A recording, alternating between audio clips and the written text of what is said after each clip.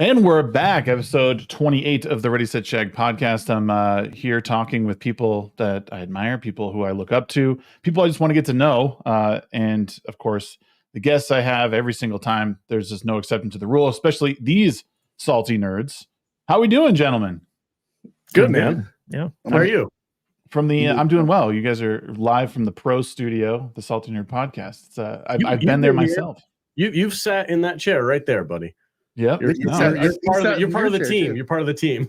No, actually, he sat in my chair because he was running the stream. Yeah. Did he? Yeah. Oh, look at that. That's the big dog. He's one of our first guys. He's on our Freeview weekend. Yeah. Our Freeview the studio week. Yeah. Free to friends. Free to friends during the Nerdrotic meetup. That's right. Yeah, right before we got robbed. Yeah, dude.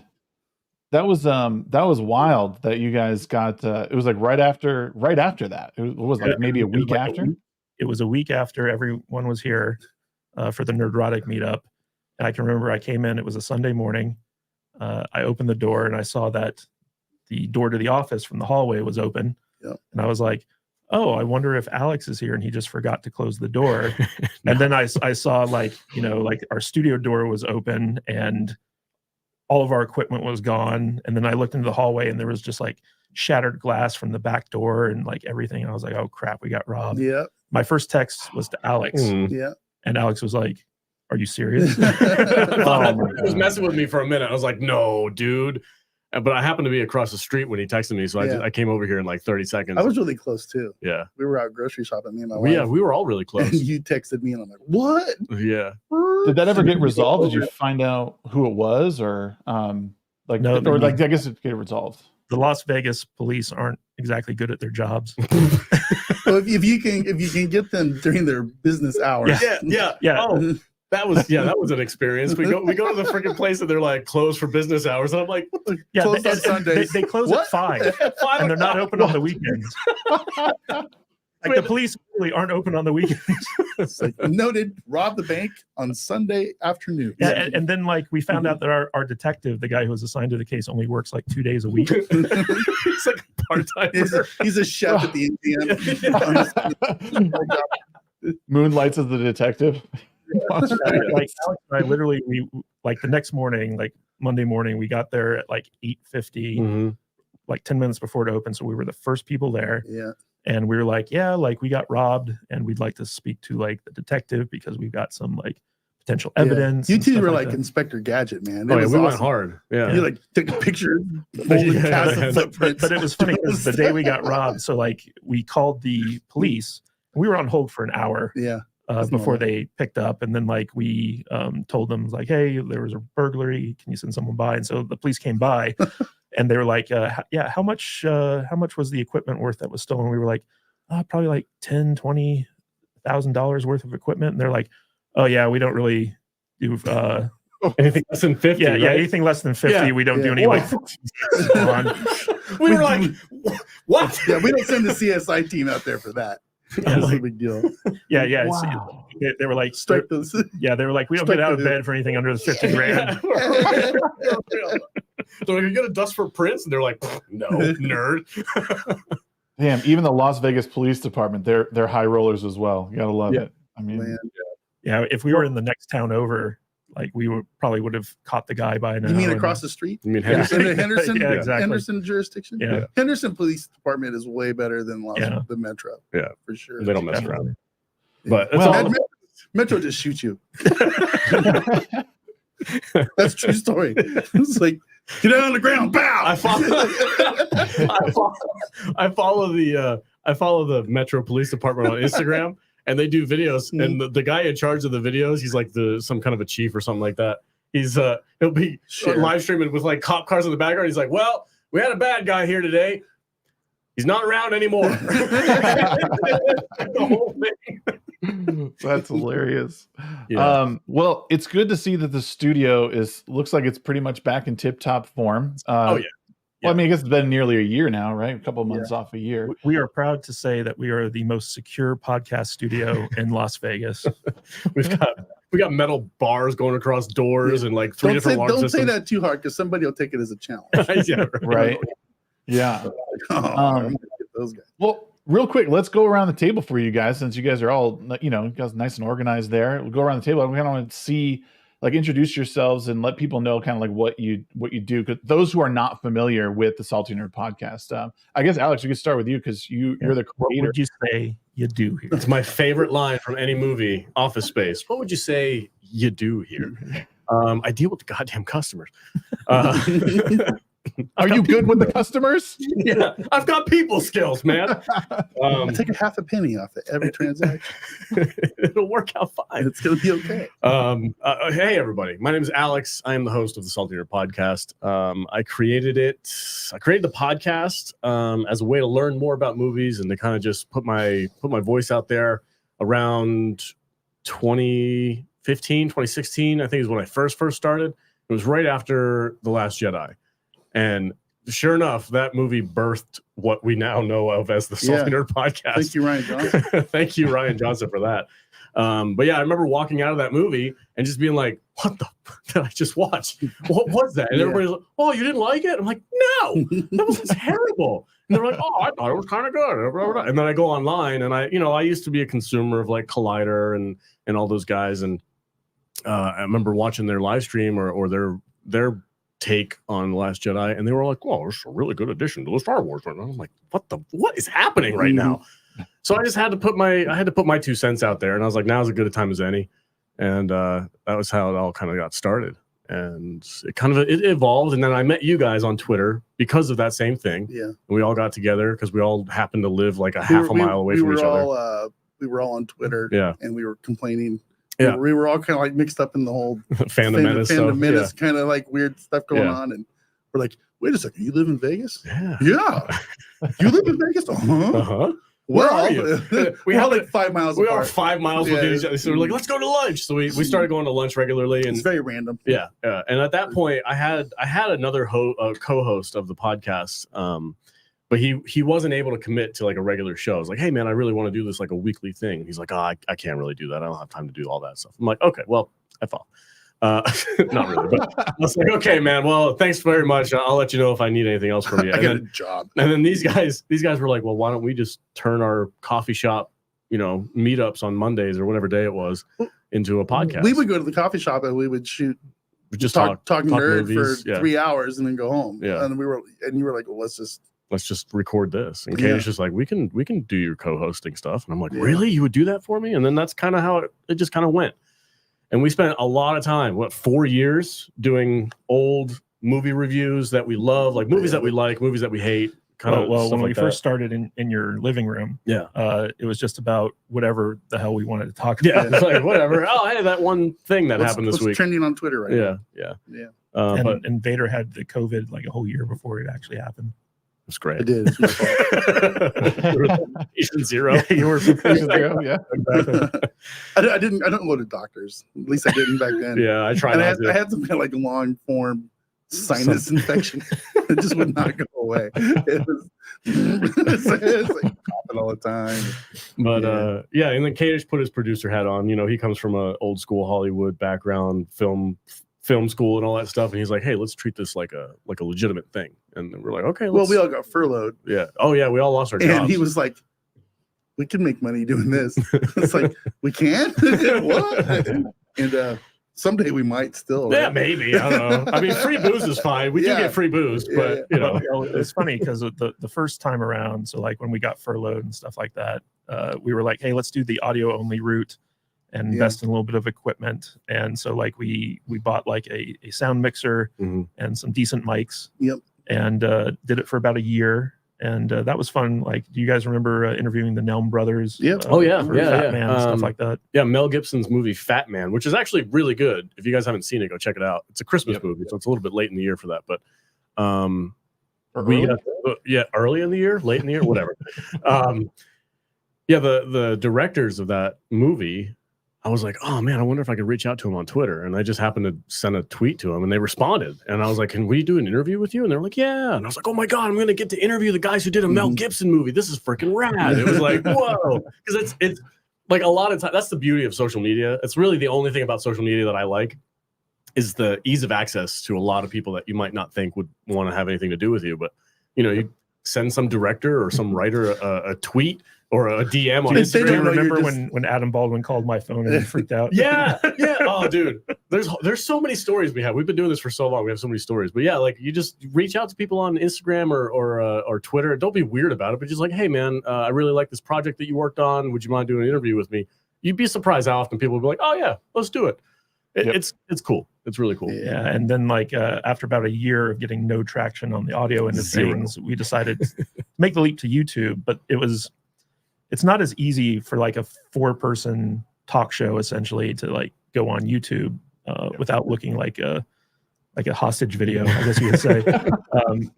And like, you know, because as a single YouTube creator, you can invest in like a nice DSLR camera. You can just like talk to the camera and do like some jump cuts and stuff like that and get your stuff out there.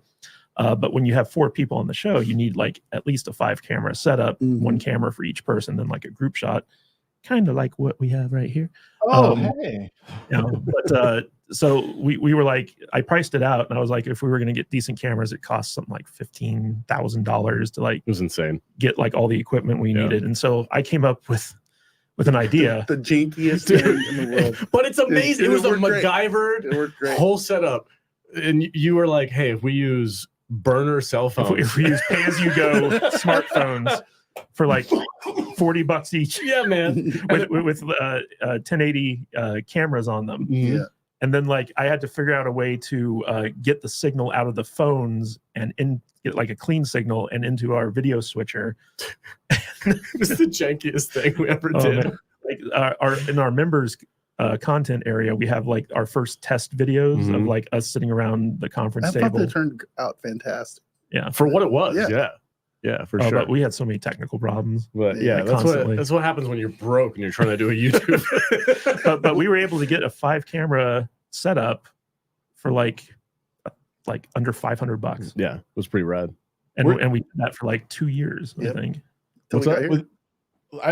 There was a question I want to roll back to when you first brought it up to Alex about doing this like more full time. Was there a moment that you got like you Alex were like, what, dude? Like, well, job? Like, was there ever like that moment where like that's not going to work? But I guess we'll try. Like, oh, I'm still convinced it's not going to work. I'm still like, there's no way this is going to happen. No. Nobody wants to hear me talk. Well, it was funny because in my background as a professional filmmaker, I wrote out a business plan and sat all these guys down and gave them each a copy. And I was like, okay, this is what I think we can do. And they were like, we got to read this shit? I was like, You don't understand though, man. He hands us a 3-ring binder. Yeah. It's like 100 pages. I still have it. I do too. I still have mine. I do as well. I have everything he's ever sent us. It's a book.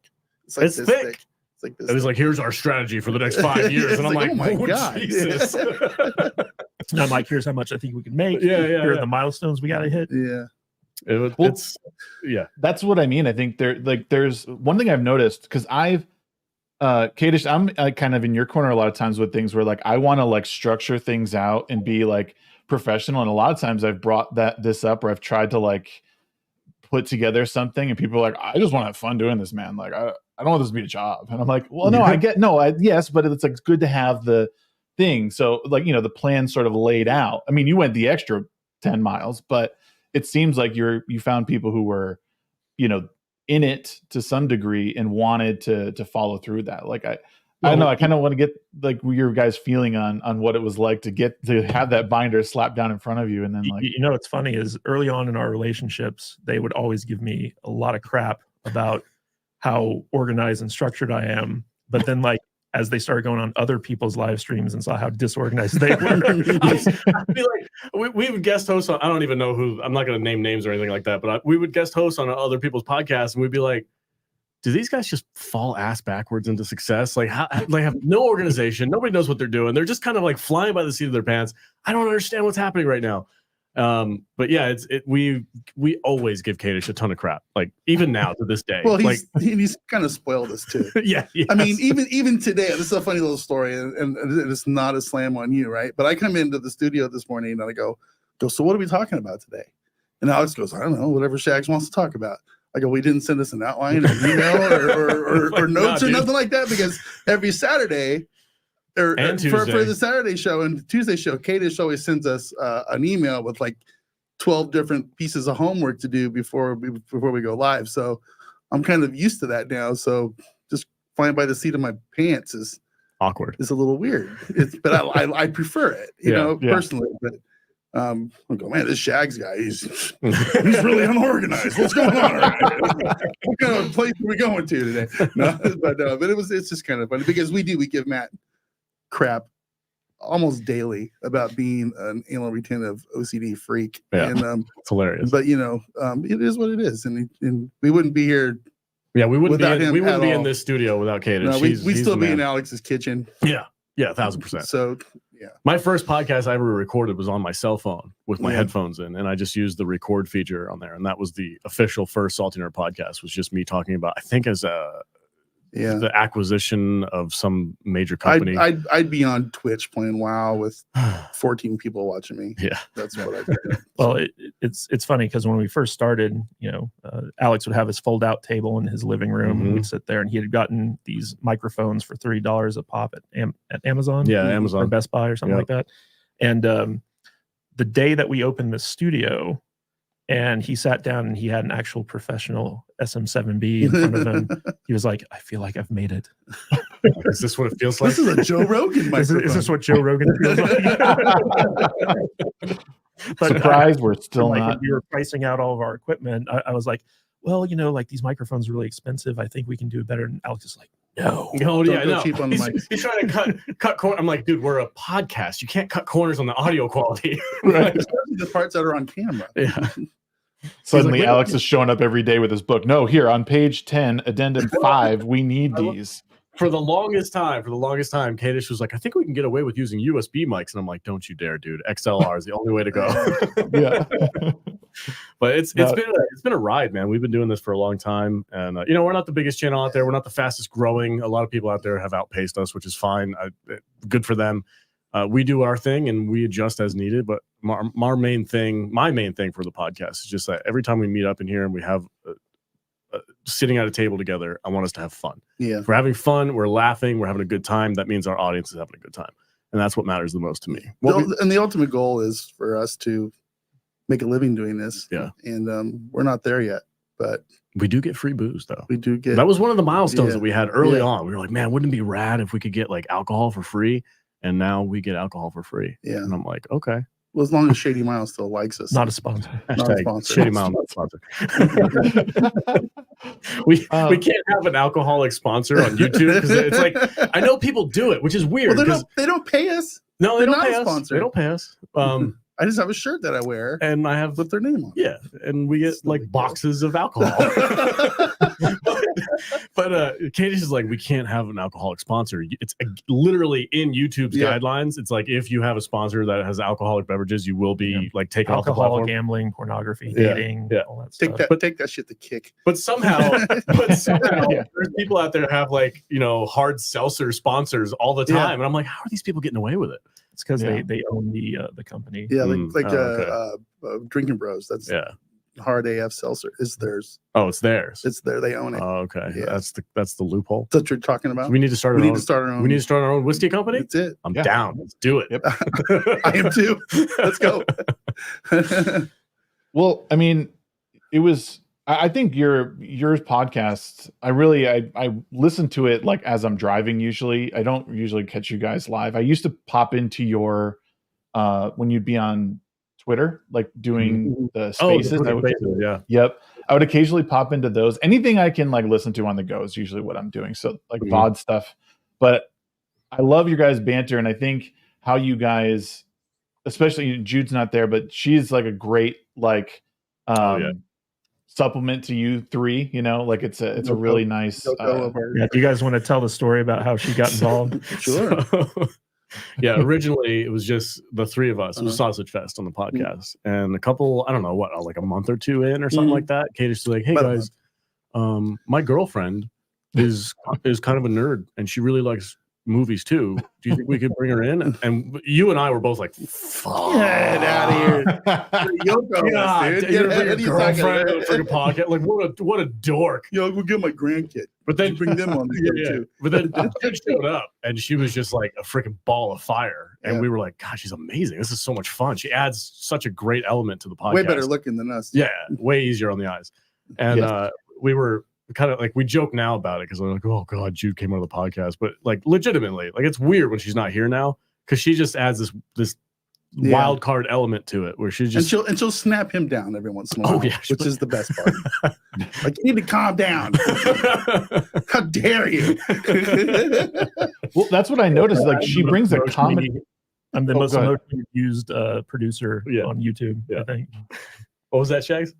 No, I was gonna say she brings like a real, like a solid comedy element. And like I don't dislike female comedians. But I don't know, there's times where I feel like they're just trying too hard and they come off as unfunny. But like again, it seems very natural when she's on the show and makes jokes, and like it really adds a totally different dynamic and a lot different from all the other content that is like within the like fellowship space or even the commentary space. You know, it's usually not lighthearted. So she is her own entity. She does not do social media. She's not involved with any of the stuff on X, on Twix, or any of that. She shows up and she just parties. She has no outside influence from what's trending out there. And like she's very genuine. She is what she is, and she's very real. And she's funny about it. She's a guy's girl too. Like if we could make some pretty weird jokes, and she'll lean into it and go even harder than we will, and we'll be like, Jesus Christ, dude.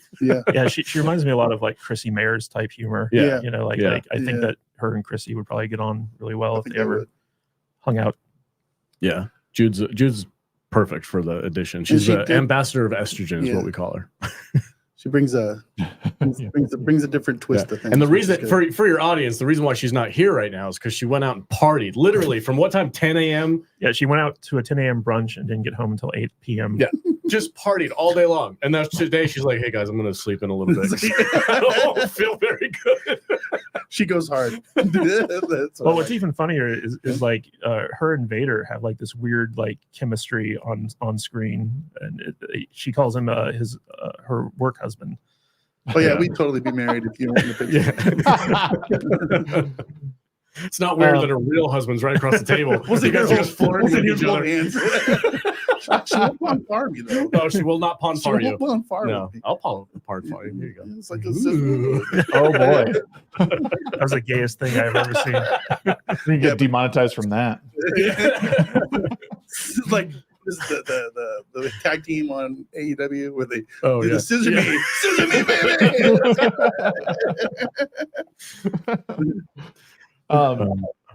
No, so I was gonna add. So Matt, Kadish, you guys recently got married, correct? Is that me and Jude? Yes, we tied the knot in November, and had a big old wedding that these two were invited at and attended. Yeah, it was fun. It was a lot of fun. Freaking huge. I had to wear a dress shirt and everything. I'm so disappointed in you, man. Can you just put a suit on for once? Please? I don't even own one. Ugh. I got rid of all my suits. I was dressed to the nines. I was in all black with Batman cufflinks, and I was rocking. Yeah, Jude appointed Alex as the wedding Batman. It was amazing. I was so honored. She's like, if anybody starts acting up or gets too drunk, you get them the hell out of my wedding. And I was like, deal. I'm like on the rafters on the top, just like crouched over like Batman, just waiting for somebody to speak up. Like, let's go. And what better be is in the lead up to the ceremony, I asked the DJ to play the Reigns of Castamere from Game of Thrones, which was what was playing during the Red Wedding. Yeah. And I was like, I just want to see who clocks this. And Alex immediately comes up and he's like, dude, the DJ's playing the Reigns of Castamere. Yeah. No, I think what I said was, what the are you doing right now? I'm sitting there waiting for you guys, the wedding to start, and the music comes on. I look at my wife, who has no clue. Yeah, she did. And I'm like, this is not a good sign. Yeah, same thing. I did the same thing with my wife, and I'm like, babe, are you listening to this? She's like, what? What is it? I'm like, we got to get the hell out of here. Look out for assassin. It's funny. Alex and my mom were the only two that clocked that. Good stuff. That's why I think it's funny how I feel like the tide shifted, or maybe it's always been great to be a nerd, but like as a kid growing up, being a nerd was not fun. You know, a lot of times like, oh, you're the loser, weirdo kid, likes comics, likes pictures, and all, you know, whatever it is. And now it's like it's the most fun thing because you have those little, you know, playing the Reigns of Castamere at your wedding. Like, unless you're really tuned into it and you follow the lore and you understand like the soundtrack and all that, like, or you know, the books, you would have no clue. You know, you sit there eating your dinner. You want to hear a really nerdy thing? Yes. So we rented out this venue at a place called Area 15 out here in Vegas. I love and it had yeah. a 360-degree projection system. And so we actually, Jude loves Harry Potter, so we wanted to do a Harry Potter wedding. So we got married in the Hogwarts Hall. The projection was like an exact replica of the Grand Hall in Hogwarts. And then we transitioned to the stairwells with all like the moving pictures and stuff like that for the reception. And then for the dancing, we went out into the Magic Forest. And so like we had 3 venue changes within this all Harry Potter themed. It was pretty cool. Yeah, that's how geeky and nerdy we are. Yeah, we're sitting there eating fun. dinner. We're eating dinner with everybody. You know, there's like, well, I don't know, 10, 15 tables or whatever, maybe more. And the walls are all filled with these old like Victorian era paintings that are like looking at you and like moving their heads. And I'm just like, what Waving back. What the heck is going on here? It was rad. It was really rad. Yeah. Jude and Kadish are super dorks. And most of the people, I have a feeling like most of the people that were at that wedding had no idea what they were looking at. I think most of them did. You think so? Oh yeah. Yeah. Oh. Well, Brian for sure from the podcast, he was digging it. Yeah. But all of our non-nerdy wives. No, my wife had no clue. But yeah, to your point though, I've always enjoyed being a nerd. And you know, in recent couple of years or so, like nerd, like I guess since like what, Marvel 2008 or so, Marvel started being super popular, and everybody all of a sudden became a comic book nerd. Well, do you want to tell the story about how you became a salty nerd? It was oh yeah. Yeah. No. Specifically, who called you a salty nerd? Oh, that was that little shithead, Pablo Hidalgo, right? Yep. Yeah. Pablo You're Hidalgo. trolling Pablo. I don't even know. I got looped into something, and I was like, "Yeah, man, that movie sucks." I'm talking about The Last Jedi. I didn't know who Pablo was. I had no idea who he was, and he was like, "Oh, these toxic, salty nerds." And I'm like, "Ooh, I'm gonna take that." Nerd as a badge of honor. Yeah. And we also had some logo thieves last year too. Oh, that was a misunderstanding. those poor people got tooken. Oh, what happened there? Someone like stole your actual logo? Yeah, it wasn't like malicious. It was an accident. Tell the story about how the logo evolved and what happened when we found these other people using it. Well, I drew it on my phone. I still have the original drawing on my phone. And it was I was inspired by Calvin and Hobbes. I'm a big Calvin and Hobbes fan. I read all those comic books growing up as a kid. I guess technically I am a comic book fan. I know I said earlier I'm not really into comic books. Those are comic strips. Okay, I'm a comic strip fan. All right. Yeah. So I took inspiration from Calvin and Hobbes, and Calvin has a very distinct look with his hair, and there's a particular strip where he's dancing with some music in the background. He's got these glasses on, and I was like, "Ooh, that's a great, like just Calvin's face with the glasses. Let's go with that." And to make it a little bit more movie oriented, I did the 3D glasses like this, and that was like hand drawn by me. And then I hired a friend of ours who was an artist to help me kind of like spruce it up a little bit, make it look nicer, and like giving me a legitimate logo. And he drew this, and I was like, perfect, done. And you know, years went by, years and years went by, and these other podcasters, they had like, I saw them on Twitter or something like that, and I found them. You found them?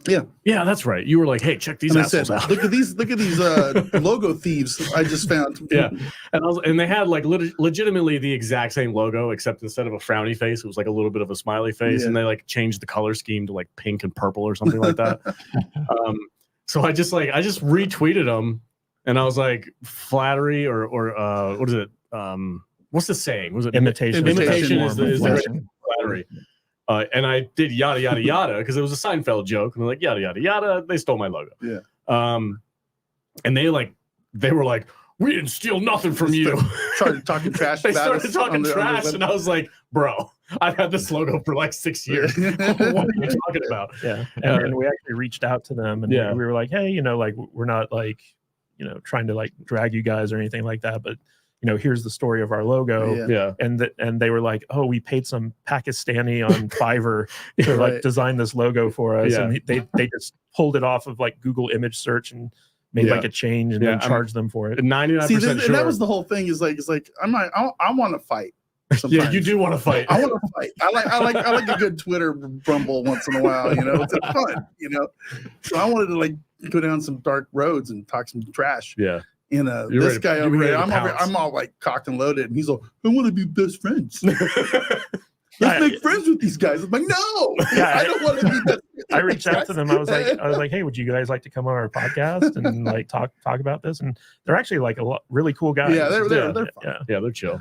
But it was funny though, because they were like adamant, we didn't steal anything from you. And I'm like, you kind of did. You kind of got taken. A little bit. Yeah, you got taken. And then like once we had them on the podcast and we talked to them, they were like, oh yeah, we stole the not intentionally, but like we got taken. I still haven't changed by the way. Whatever. I'm like, whatever.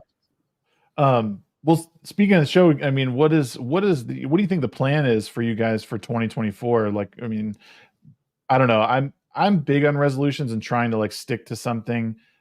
I've asked a few people and they've been like, I don't like to share my resolutions, but like, what do you think? Like, I'm sure you guys have some sort of roadmap for, or at least Kadish does, for 2024. What do you think? What's that looking like for you guys? He just sent us an email like last week. 68 pages breakdown of our strategy for 2024. So yeah, you could say we've got a roadmap. But it's we're pivoting. So like we always like to experiment and try new things and evolve the show. And last year, or maybe the year before that, how long have you guys been doing the Salty Saturday thing? 2 years. 2 years? 2.5 years. I want to say like, 2.5. years, okay. So that by far is the most popular show that we do on our channel is the Salty Saturday. You guys get hundreds of viewers, tons of super chats. It's a lot of fun. You guys got killer guests every week. It's crazy the amount of people that you get on there. So we were like, well, if that's what our audience engages with and that's what they seem to like, let's lean into that a little bit more. And Kadish took it upon himself to take some pretty extensive YouTube courses from people who were like helping Mr. Beast produce his stuff. And coming away from that, it was just more of a confirmation. It was like, yeah, that's probably what you should do. Here's how you're going to do it. Here's how you lay it out. And so 2024 is going to be all about the live streams with us. Tuesday we're going to go live. Actually, I think we're going to go live right after we're done with you, Shags. Yeah. And then Saturday we're going to have our live stream. And I think we're going to try to do something on Thursday. It's going to be like an experimental, like, let's see what sticks. 3 a week. Yeah. I think. Yeah. Yeah. And then basically, instead of just recording a podcast off screen, we're just going to record it live and see how that works. Which is dangerous. Which is funny enough. For years now, we've been like, we can't do our show live.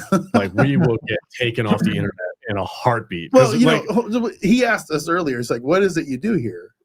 And my job is to be the guy with no filter. Is to make us uncomfortable. Yeah. And I'm a color commentator. Yeah. And live is kind of hard for me because, I'm kind of like the Alex Jones of the show. I say a lot of really stupid stuff. And I think you're going to have like a bleep button or something because.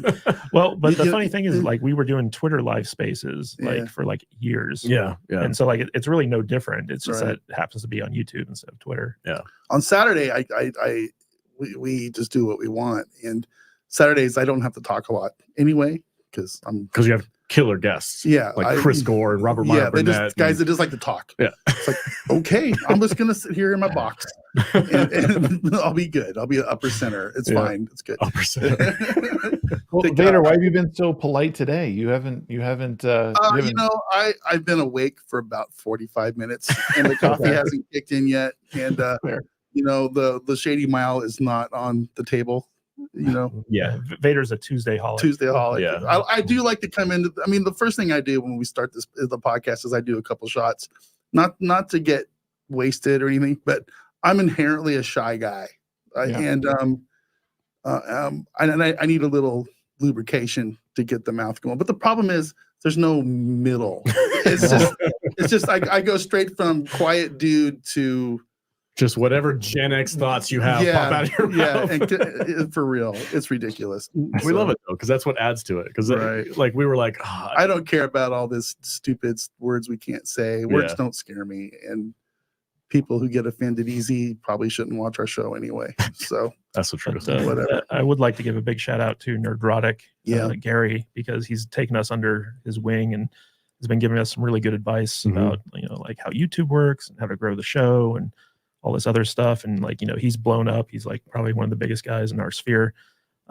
So like, we're very committed to switching things up, because for the previous couple years, we just focused on like 80s and 90s movies and maybe like, some 60s and 70s stuff. And we found that like, even though it's fun and people, our hardcore fans, like enjoy listening to us review movies, people on YouTube just don't go there for movie reviews. And if they do, it's like Stuckman-esque, like 5 minute or less, like non-spoiler reviews of current stuff that just came out. And so we also decided to kind of switch up our content strategy, where we're going to be talking about a little bit more evergreen stuff that has a little bit more general interest to it, more trending or current topics and things like that. And so like, we're trying some new things, and we're going to see if it works. And if not, we'll try something different. Yep. I hope it. Oh, go ahead. I was just saying, I think anybody that does this has to learn to evolve and change a little bit. Yeah. Even if it's just something you do for fun, which is mostly what we are doing. Yeah. It's like 80% fun, 20% business is all. It's all him right there. Yeah. Yep. Well, I wonder too. Like, it's fascinating to me to watch people like kind of come and go on YouTube and see what works and what doesn't. It's very obvious that on almost every platform, live streams is what people are tuning into. And then if you can take that and move it into something that's you record that and then put it on Spotify for people to listen to, because people have asked me to put the midweek hump on Spotify. I'm like, that's a 3-hour podcast, man. Like, I don't know. I don't know if anyone's going to listen. I mean, I could put it there, I guess, but I love Spotify. Yeah. I listen to Spotify all the time. Yeah. I'm a big consumer of like long form content. I love anything less than a half an hour. I'm just like, it's not worth my time, especially on Spotify. Yeah. My favorite things are to listen to shows like, Rogan, of course, if he's got somebody that I like on. I really like Pat McAfee show for sports and things, and and the Drinking Bros. They get a little bit intense, but I'll kind of like shuffle between those three. That's when I'm listening to things. What's funny about live streaming nowadays is basically it's the talk radio model. Yeah. Like, podcasts have taken over talk radio. Yeah. Because it's talk radio on demand. And so like, I know that whenever I'm commuting or driving, doing a long drive or something like that, I load up on podcasts to listen to. And there are people out there whose jobs have them driving or traveling or like whatever. And so they like that long form stuff because they don't have to constantly be looking for something to like listen to. Or whatever. Dude, there's if your audience is interested in history, I'm a big history buff. I love learning about things that you don't normally learn about in school, but it's like, here's what actually happened. You don't learn about any of the you don't learn any real history in school. So I'm like going through, but one of my favorite podcasts, and this is like a 6-hour long podcast, and it's a series. It's called Hardcore History by Dan Carlin.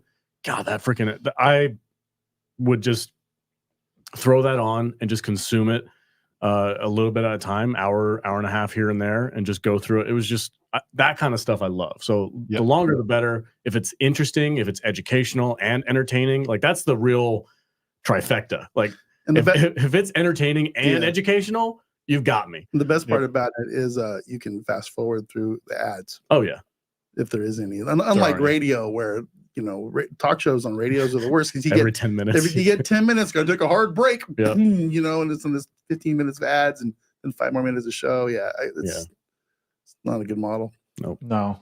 Yeah, it's pretty fantastic to watch people grow and the different kinds of content on YouTube right now.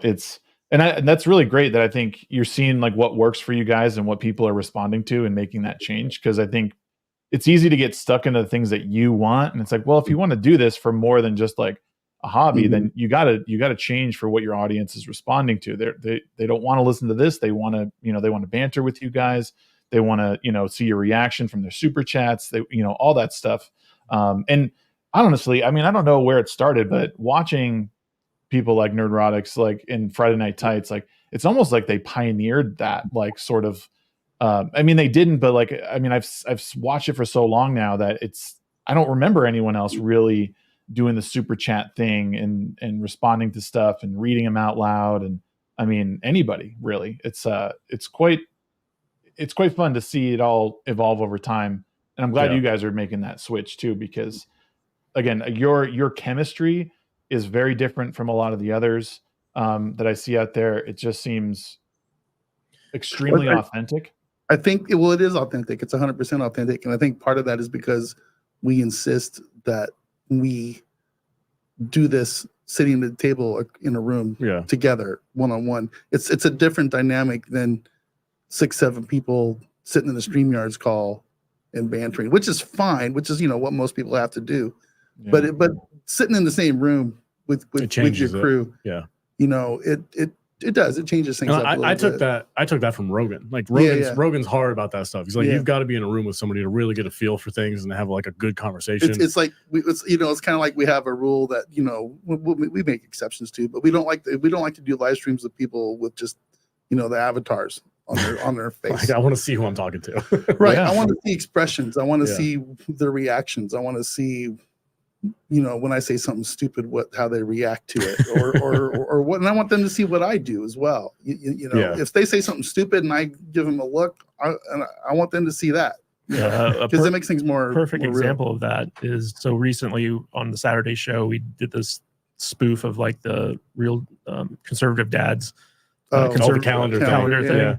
And so like we were showing AI generated images of the panel in different sexy poses, and the expressions that everyone was having, we were able to like zoom in on them, and like especially Odin. Odin was so embarrassed. He was like, oh my god. But it's like if everyone was just a talking nipple avatar, like we wouldn't have gotten any of that stuff. Yeah, it's just not the same. And I get some people they don't want to reveal their faces. It's like I understand. It's fine, but if you can not do it, sweet. Well, for me, a big shout out to Culture Casino who connected us originally last year.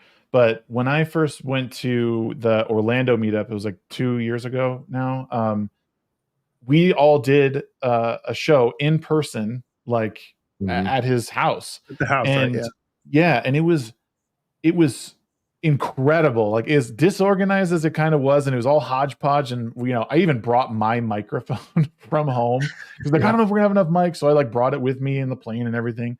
And it was so different. And then like I just kind of fell in love with live streaming and podcasting even more at that point, because here I am sitting at a table with all these awesome people. I can see them. The social cues are like facial cues are all firing off.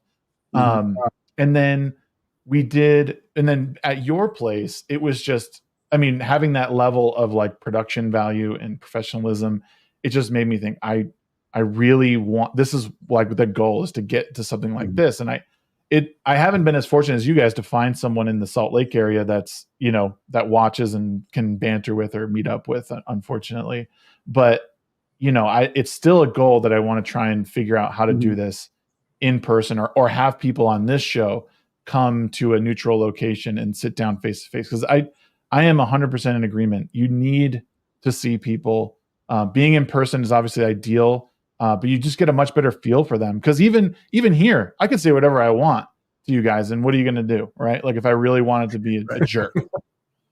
But in person, if we're sitting across the table, we're going to be real people with one another. I can't, How often does Jude smack you for saying something? All the time, every week. I'll say something stupid, and you'll give me the dagger look across the room. I'm like,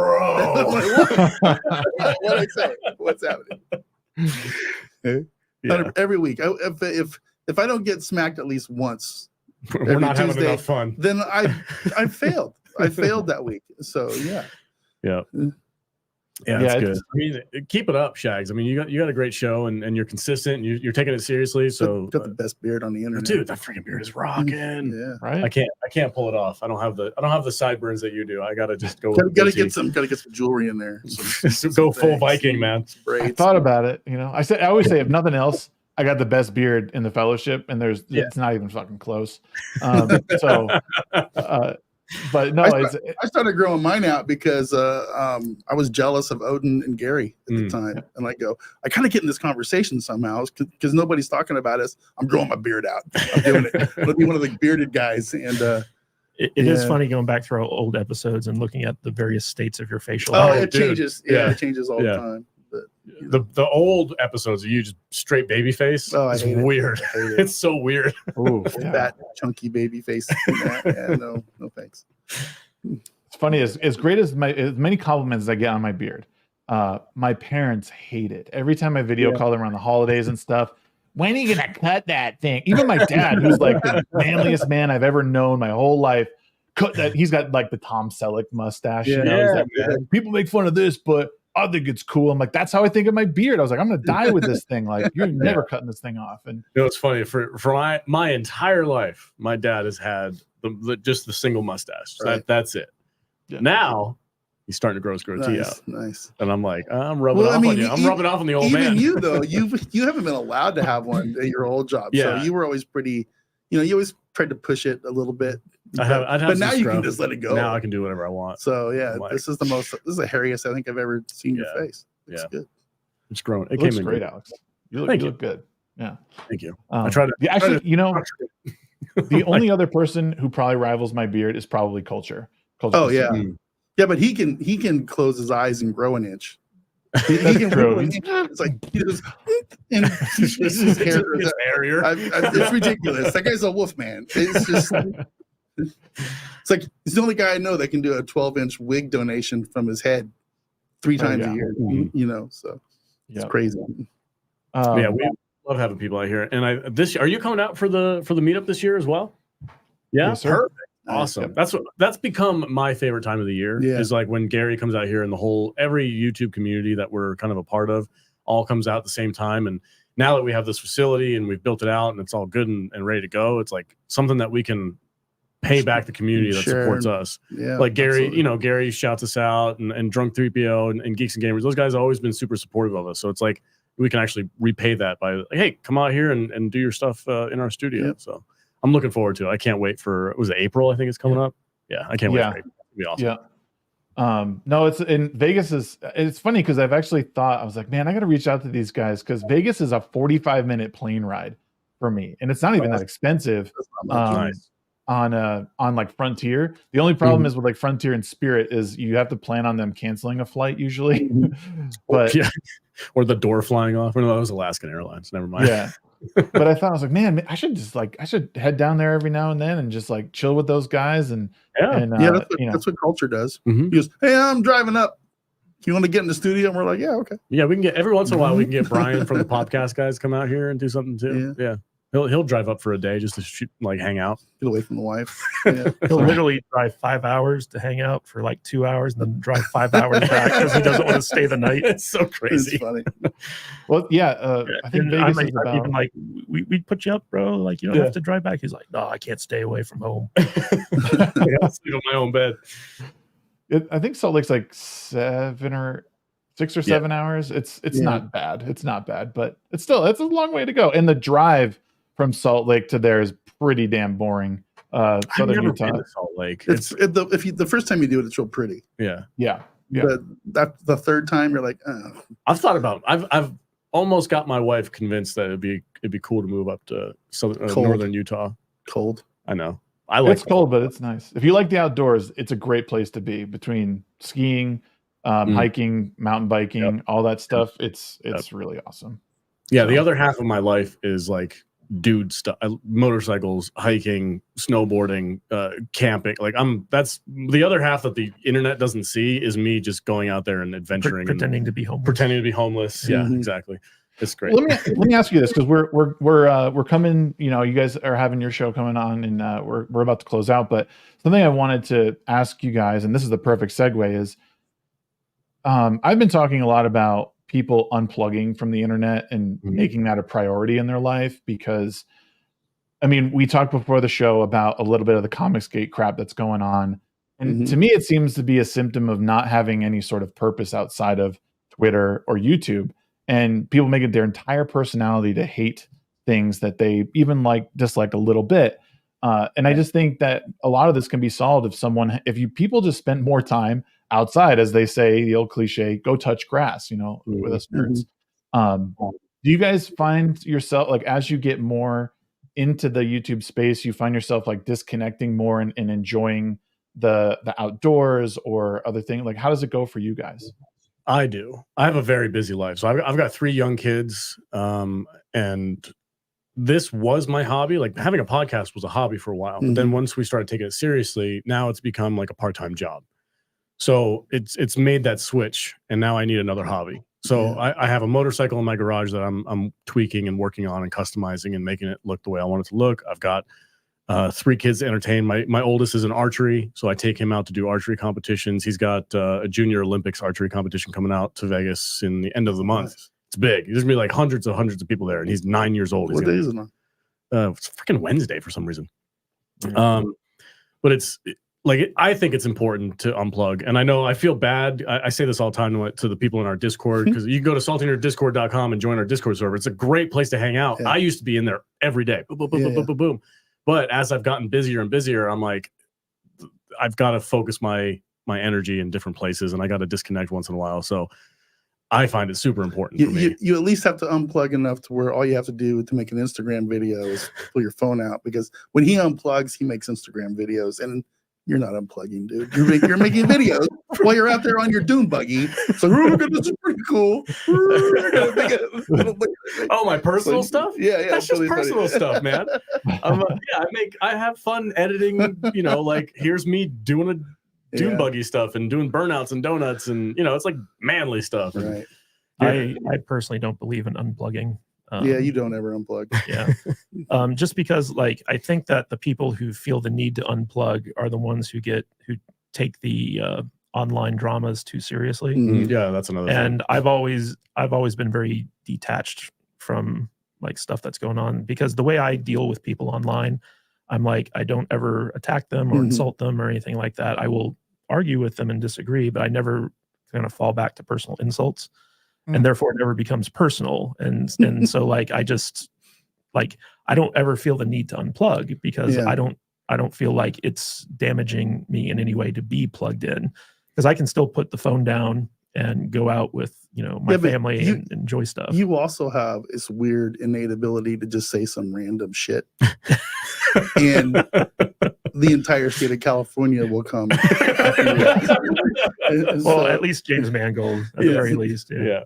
But that's the thing too. And I guess I should probably preface this, but like, I do, like, if I read comments, it gets to my head. Yeah. And if I get on an argument on Twitter or something, it'll mess with my day. Yeah. So I purposely, I'm like, I've got nothing to do with it. I'm leaving. I know what my boundaries are. Caters can do things that I can't do. Yeah. I can't handle that kind of stuff. Especially when we're responding to comments on our YouTube video. I'm like, burn them all to hell. It's like, I read the comments, and every once in a while, once in a blue moon, I'll get this text from Matt that says, "Do not engage." And it's actually good advice, right? Oh yeah, it's always good advice. Please, for the love of God, say nothing. That's awesome. Right. We had one comment recently where it was like unsubscribed was like the final word on it, and Vader so wanted to like reply to that. I would say, thank you. Make a 20-minute video essay on that. And I ended up replying. I was like, "Thanks for watching." Yeah.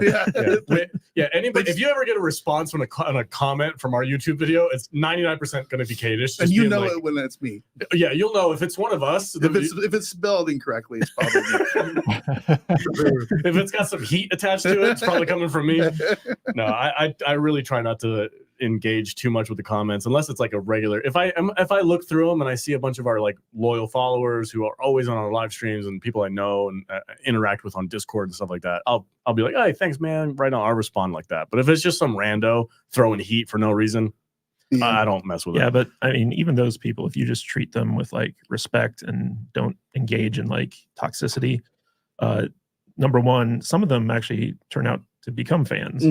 And the others are just like, well, I'm not getting the fuel I need to troll here, so I'm going to move on to someone who will. So it's always this weird balancing act. But we actually like I got that strategy from your boyfriend Colin Trevorrow. Yeah. Where basically like if you saw like after The Last Jedi came out how Rian Johnson handled all like the attacks, and then like you look at how Colin Trevorrow handles criticism online, like it's like night and day. James Mangold. Yeah. It's weird how like if you worked for Lucasfilm, you like can't handle online stuff. But yeah, Colin Trevorrow, he took a lot of heat because not all of the Jurassic World movies are good, and people had some things were throwing at him, holding his feet to the fire. And Colin Trevorrow, to his credit, always interacted in a positive way to the fan base. And as he's the Rogue One guy, right? No, he's the Jurassic World guy. He was going to do. He didn't do Star Wars. He was going to do the third sequel movie, but he got fired. Right. Well, he didn't get fired. He quit because they wouldn't let him use Luke. Because Rian Johnson, Luke Skywalker. Rian Johnson. Legitimately, that's what he said. He's like, I went and I said, hey, Luke is in my story, and they're like, no, Luke's dead. And he's like, well, I'm not doing my movie then. And then they parted ways. I wanted to kill him. Another credit to Colin Trevorrow for being a good person. And he's like, yeah, no, Luke is in it's a Star Wars movie and Luke is in it. And they're like, no, he's dead. He's like, but there's been this weird thing ever since 2016 when the Ghostbusters movie came out about like, if you get criticized for your movie, the strategy is to attack the fan base and call all the people criticizing you like some type of ist or phobe. And this has gone on like to an extreme, and it's very rare to like see like someone in the industry like kind of like just treat fans with respect and be like, hey, I'm really sorry that you don't like what we did, we'll try to do better next time, or like actually listen to the legitimate criticisms being levied at them. And but it's an effective strategy because it's like if you have haters, it's like, hey, like, I'm sorry you didn't like us. Or like when Chris Pratt took heat for his Mario voice, and he was like, hey, I'm sorry, we did the best we could. Maybe go see it another time. Maybe you'll like it better the second time. It's freaking genius. Love it. I've heard too that even just like sometime, I forget who said it, but it was basically saying that sometimes bullies just need they just need a good example in their life or something like that. It's kind of, I've messed up the quote, but like, and I think that's, taking everything with a stride of grace, hey, we didn't do really great this time. And, and like you said, Kadish is like, just sort of listen to what the valid criticisms are, and then maybe make a change in the future. And a lot of things that people don't realize, especially in Hollywood, is like most of this stuff is complete well before it comes out.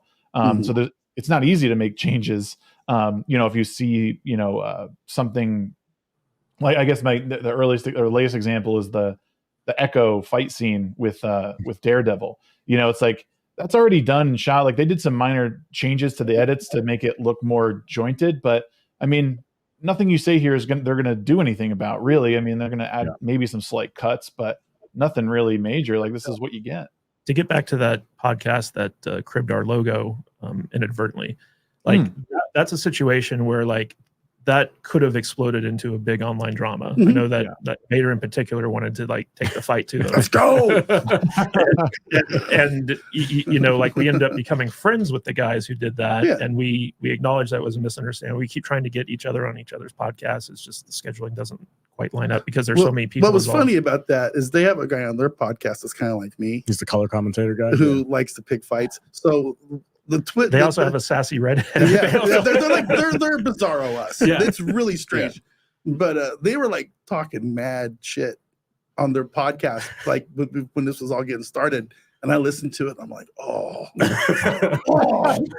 how dare So then I come in the work, Matt's all like, calm down. I sent them an email. We're going to be best friends now. It's okay. And I'm like, I don't want to be their friend. I don't want to do that. I want to like start some drama, man. Let's have some fun. But it's actually one of the reasons I had Vito on this show was because I wanted to talk to a guy that was so at odds with our side of indie comics that I'm like, we gotta find some way to like listen to people you don't agree with, because most of the time they'll just expose themselves even more for the frauds they might be, or you might learn something, or they there's many different roads that you can take. And me being somewhat friendly to someone who's opposition to everyone, like I don't regret it. I think it served me well. It actually opened some doors for me getting to talk with other creators in our sphere. But I think more people need to take that, take the high road, as it were, and engage where you can and try and be a touch more forgiving, if that's the right word, because at some point we'll need that forgiveness, or we've needed it and people have offered it to us. So I think that's, it says something to you guys and how you go about stuff, or at least Kadish, Well, what was funny is with our biggest feud ever with James Mangold, the nicer we were to him and the more respectful we were to him, the meaner he got. Yeah. I mean, sometimes you just have to have fun with it, right? I mean, some of my favorite podcasts that we've done for fun stuff is just when we read mean comments. Oh, they're hilarious. We haven't done one of those in a long time. It's been a minute, but those are fun. Sometimes you just gotta have fun with it. Just air it out a little bit. Well, I mean, we don't get a lot of mean comments. Oh, we've been getting more. The bigger you get, the more you're gonna get mean comments. But I guess that means people are listening, right? Yeah. So, yeah. Or they're looking at our silly thumbnails. This idiot host doesn't know anything about comics. You're right. Yeah. Good at that. Good. I like how some of the comments are like, I don't agree with the fat old guy. Yeah. And we're like, which one? The 4 white guys with beards. Don't you agree with? Yeah. They do kind of fit that cookie cutter now. Bunch of nerd bearded men. Yeah. You would think in this day too that people understand how trolls work, and because I see people engage with actual troll accounts. I'm like, this is the point. They're keeping you in this loop, and they're enjoying it. They're getting off on this. The joke's on you now. So you just can't give them. I mean, being nice to them or even ignoring them is the best way to get them to go. He's like, well, this isn't working. Off to the next thing. What I hate on Twix is when I'll engage with somebody right after they flame me. And then I'll look at their account, and it was an account that was made 3 days ago, 6 weeks ago, and they've got 4 followers, and they follow 1,200 people. Yeah. It's like, I got tricked.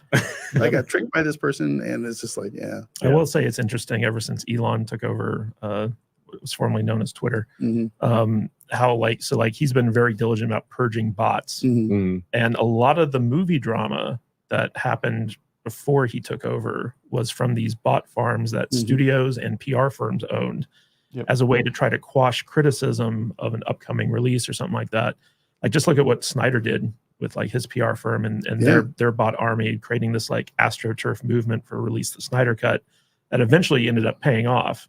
But it is interesting because Twix has been so diligent at continuing to try to thwart bots on the platform that nowadays Twix feels a lot more even-handed because the people who are doing crazy troll stuff, they're actual real people as opposed to these fake accounts that are just going around trying to stir up trouble.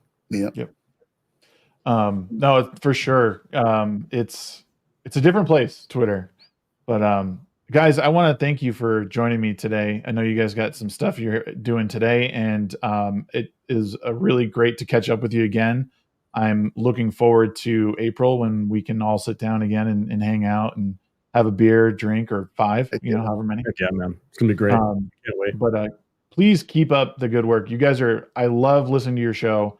I think you're some of the more unique content out there that I think people should be listening to. That's why I wanted to feature you guys and get it out there to listen. So make sure everyone here, check out the links down below to follow these guys on Twitter, on YouTube, and listen to them on Spotify and all platforms, right? Apple, Instagram, Apple, Spotify, YouTube, Twix, everywhere.